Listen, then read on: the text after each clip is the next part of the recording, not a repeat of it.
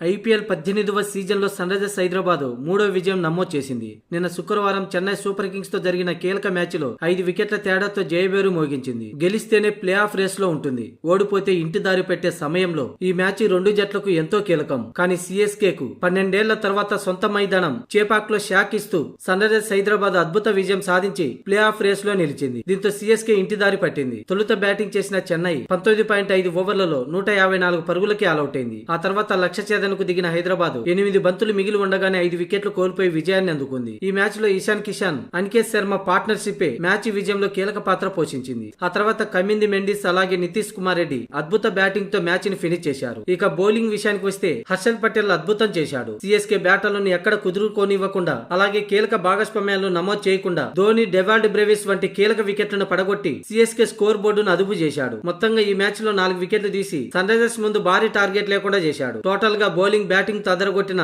SRH జట్టు CSK పై గెలిచి play of race లో నిలిచింది. ఇక ఇదే విషయంపై మ్యాచ్ అనంతరం ఎస్ఆర్హెచ్ కెప్టెన్ ప్యాట్ కమిన్స్ స్పందించాడు. అవును, కీలక సమయంలో ఈ విజయం చాలా సంతోషాన్ని ఇచ్చింది. ఈ మ్యాచ్ లో మాకు కొన్ని విషయాలు కలిసి వచ్చాయి. బలహీనమైన కొన్ని చోట్ల బలంగా పుంజుకున్నాం. అందుకే బౌలింగ్ కు అనుకూలించే చెన్నై పిచ్చిపై ఇంతవరకు మాకు రికార్డే లేని ఈ మైదానంలో ఇంత అద్భుత విజయం సాధించినందుకు సంతోషంగా ఉంది. పరిస్థితులకు అనుగుణంగా క్లాసెన్ ముందుకు నితీష్ కుమార్ ని బ్యాటింగ్ ఆర్డర్ లో వెనక్కి పంపామని, ఇది కూడా మాకు కలిసి వచ్చిందని ప్యాట్ కమిన్స్ తెలిపాడు. చెన్నై పిచ్ లో మాకు రికార్డు గొప్పగా లేదు. బ్యాటింగ్ పిచ్ పైన ఆడతారన్న అపవాదును ఈ మ్యాచ్ ద్వారా మేము తుడిచిపెట్టేశాం. ముఖ్యంగా బౌలింగ్ లో హర్షల్ పటేల్ తమ విజయానికి తొలుత బాటలు వేయగా ఆ తర్వాత ఇషాన్ కిషాన్, అనికేత్ వర్మ, కామింది మెండిస్, నితీష్ ఇలా మంచి నాక ఆడడంతో కీలక సమయంలో విజయం సాధించి ప్లే ఆఫ్ రేస్ లో నిలిచామని ప్యాట్ కమిన్స్ తెలిపాడు.